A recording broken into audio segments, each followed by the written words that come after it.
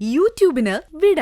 സൂര്യയിലെ എല്ലാ പരമ്പരകളും സംരക്ഷണത്തിന് ശേഷം തികച്ചും സൗജന്യമായി സൺ നെക്സ്റ്റ് ആപ്പ് ഡൗൺലോഡ് ചെയ്യൂ. കണ്ടാസ്വദിക്കാം നിങ്ങളുടെ പ്രിയ പരമ്പരകൾ. നന്മ മാത്രം ആഗ്രഹിക്കുന്ന സുശീലയ്ക്ക് ഇങ്ങനെ ആയല്ലോന്ന് എന്റെ സങ്കടം.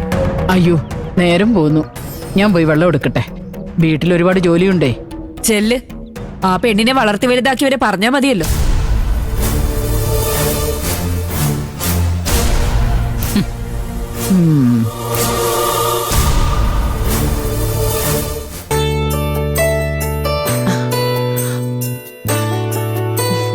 എന്താ രണ്ടുപേരും കൂടി വിശേഷം പറയുന്നത്? ഏയ്, ഞങ്ങള് വെറുതെ.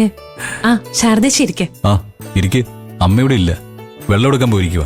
ഞാൻ കണ്ടു. ആ പാവത്തിന്റെ കഷ്ടപ്പാട് ഓർക്കുമ്പോ ശരിക്കും നല്ല വിഷമമുണ്ട്.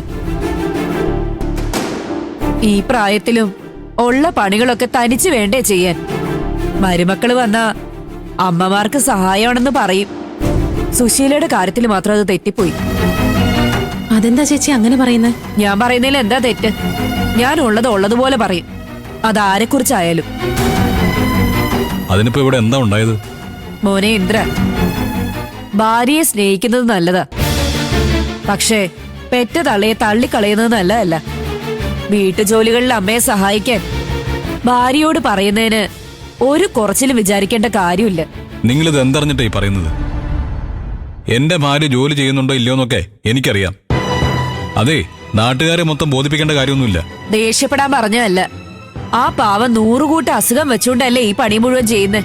എന്നിട്ട് നിങ്ങൾ ഇവിടെ സൊറ പറഞ്ഞുകൊണ്ടിരിക്കുന്നു. അതുകൊണ്ട് പറഞ്ഞതാ. അതെ, ഓരോ വീട്ടിലെ കാര്യങ്ങള് ആ വീട്ടുകാർക്ക് അറിയൂ.